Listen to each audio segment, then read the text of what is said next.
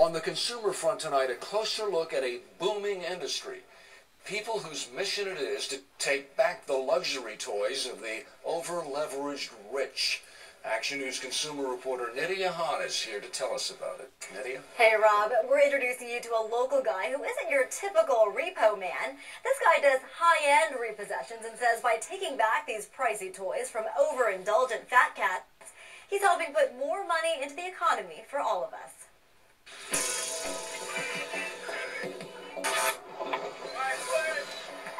This is the kind of repo you're probably used to seeing. Your average truck, van, or family sedan being towed away because the owner can't afford the payments. There's like a Delta Sierra to me. But this repo is very different. Ken Cage goes after maxed out millionaires. This is a toy, so we're dealing with egos as opposed to lives. The year is 2005. Banks and attorneys have hired Cage to repossess everything from this 120-foot yacht worth $8.5 million to this Gulfstream jet worth $20 million to this racehorse. This is the actual authorization to repossess. We're looking for a single engine. It's a diamond airplane. It's owned by a man based out of the Midwest who happened to fly it into the Brandywine Airport for the weekend. Haven't done this for so long. We've built up a huge collection of keys that will open most of these single-engine airplanes. So they're generic keys for these planes, basically. Pretty much. Who knew? Now it's time to find the plane and see if its owner is anywhere in sight. I get nervous every time. Butterflies today. Yes. You just never know what's going to happen. I mean, we've been chased with shovels.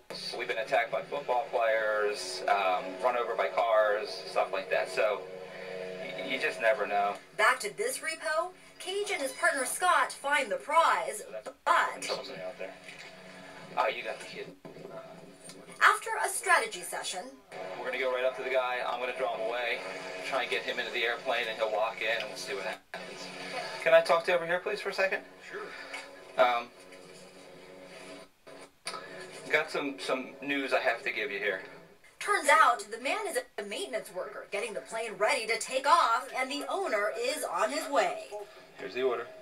I'm with the International Recovery Group. I can show you my IDs, my badges. Cage tells the worker he's repossessing the plane, all while Scott has hopped in the plane and turned on the ignition. Man, I don't think you should be taking it like We're that. taking it. No, you can't. Nope. You can't take that. It's going.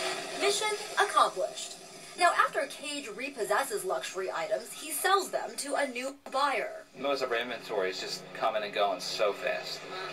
A lot of overseas and South American buyers right now. Cage turns the proceeds over to the bank, minus his fees and expenses, of course. Business is booming, up sixfold since 2007. And Cage says, in the end, his repos go a long way in helping the overall economy. One bank just is going to probably take a $40,000, $50,000 hit on that. Everybody should care because this hurts everybody. There's that much less money that a bank will lend now.